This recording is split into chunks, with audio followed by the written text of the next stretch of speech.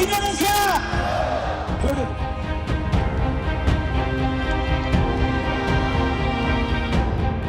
Desa Bersatu ini bulat memberikan dukungan kepada Prabowo Gibran di Pilpres 2024. Kenapa? Karena kami menganggap Prabowo Gibran yang bisa mengakomodir semangat melanjutkan perjuangan desa.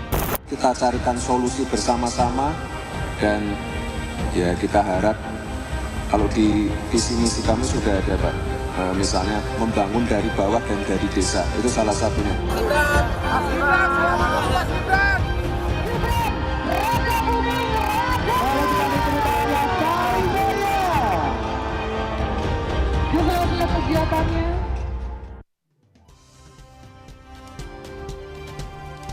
Masih bersama saya Maidop Elfrina dan masih disiarkan langsung dari studio mini KPU Kompas TV ada di kantor KPU di kawasan Jakarta. Saudara, kami lanjutkan informasi di Rumah Pemilu hari ini. Informasi datang dari calon wakil presiden nomor urut 2 Gibran Raka Buming Raka yang menyebut mengaku siap menerima teguran dari Bawaslu buntut kehadirannya di acara silaturahmi Desa Bersatu. Gibran menyebut kehadirannya di acara silaturahmi Desa Bersatu hanya datang sebagai undangan. Meski demikian, Gibran siap menerima teguran dari Bawaslu. Sebelumnya Bawaslu berencana akan memanggil panitia acara deklarasi dukungan kepada pasangan Prabowo Subianto dan Gibran Raka Buming Raka. Ya nanti kalau ada teguran-teguran nanti kami terima tegurannya ya. Yang jelas kami datang sebagai undangan, saya datangnya pas penutupan. Oke?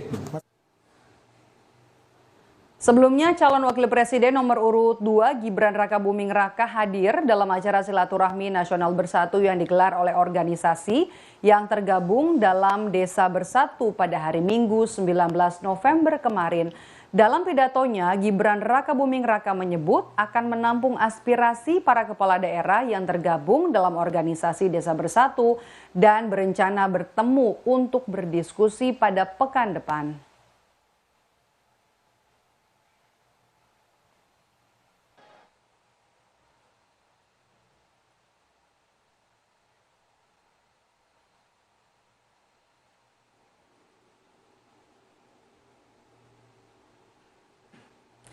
Dan saudara, calon wakil presiden nomor urut 2 Gibran Raka Buming Raka hadir dalam acara silaturahmi nasional yang digelar organisasi yang tergabung dalam Desa Bersatu pada hari Minggu 19 November kemarin. Dan benarkah aparatur dan kepala desa harus netral dan dilarang memihak kepada pasangan calon tertentu di pemilu? Kita akan bahas di program Rumah Pemilu sore hari ini bersama dengan Direktur Pusat Kajian Politik Universitas Indonesia dan Mbak Huria. Selamat sore Mbak Huria.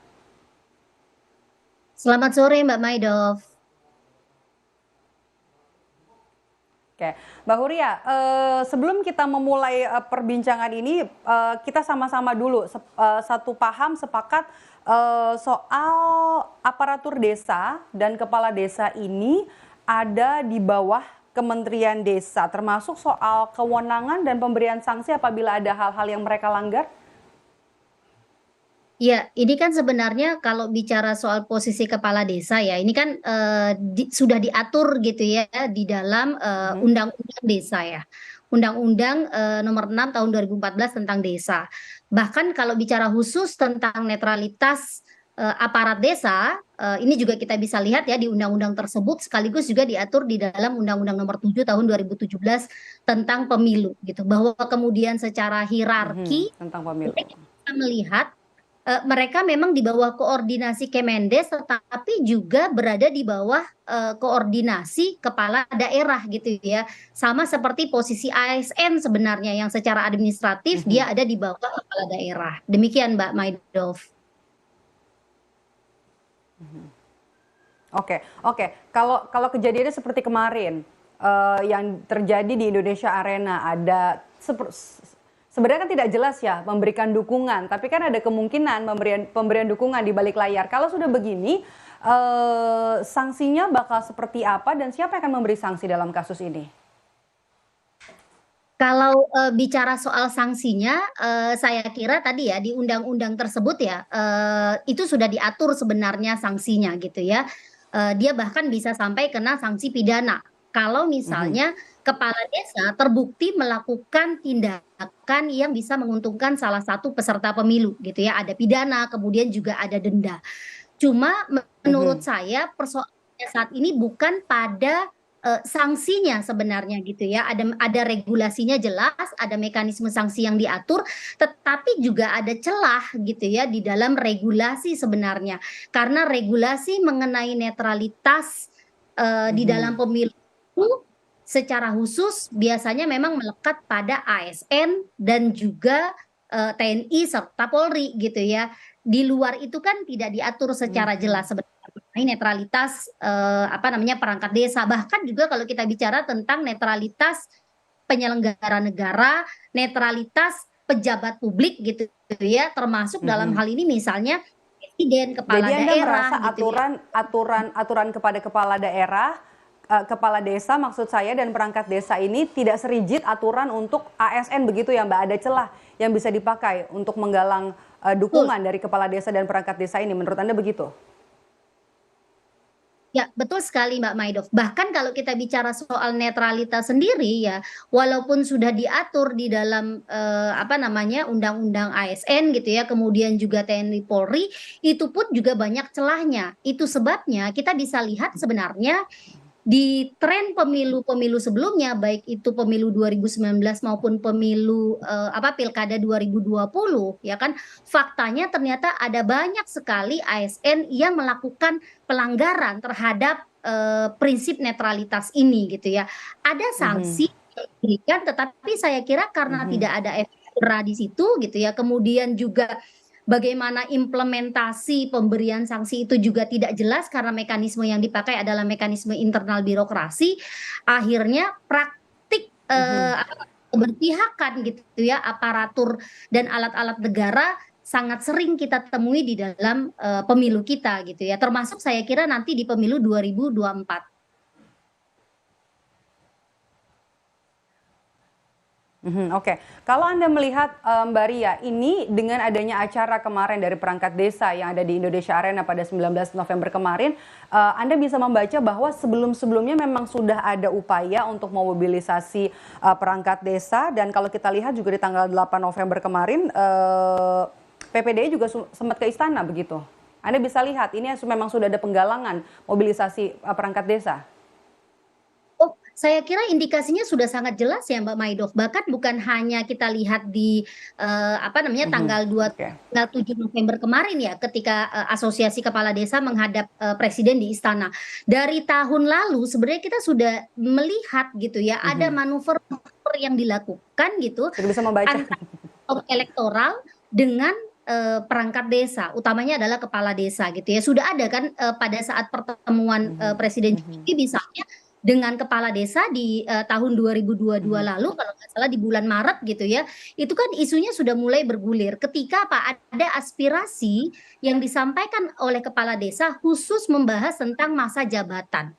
Nah, aspirasi ini kan juga apa namanya sangat rentan sebenarnya gitu ya dipolitisasi karena apa? Aktor elektoral dalam hal ini bisa saja kemudian menjanjikan gitu ya, bahwa pemerintah akan memperpanjang masa jabatan kepresidenan, nah sorry, masa jabatan kepala desa. Tapi kan tidak ada makan siang Kepala gratis di dalam desa. Mhm, itu ya. Jadi akhirnya kemudian ada akomodasi aspirasi dan kepentingan dari kepala desa, imbal baliknya tentu saja adalah dukungan politik gitu. Nah, ini yang menurut saya menjadi kekhawatiran hari ini gitu ya. Peristiwa-peristiwa sebelumnya yang memperlihatkan bahwa ada pertemuan-pertemuan yang dilakukan gitu antara kepala desa dengan presiden membuat publik menjadi skeptis bahwa kepala desa yang seharusnya memang netral gitu ya, ini justru malah menunjukkan keberpihakan kepada salah satu mhm, kontestan tertentu. Bahkan meskipun misalnya dukungan itu tidak apa namanya sampaikan secara eksplisit gitu ya, tidak ada simbol-simbol yang mhm. memperlihatkan bahwa kepala desa, aparatur desa mendukung Kampanye di salah balik layar lah begitu. Menghadapi ini apa yang harus dilakukan oleh penyelenggara pemilu, Mbak Ria? Nah, saya kira gini, kondisinya hari ini kalau kita bicara soal penyelenggara pemilu khususnya apa namanya Bawaslu, ini kan mereka memang bekerja berdasarkan undang-undang. Masalahnya undang-undang kita punya celah yang sangat besar gitu ya, dan juga sebenarnya penegakan hukumnya juga masih relatif lemah.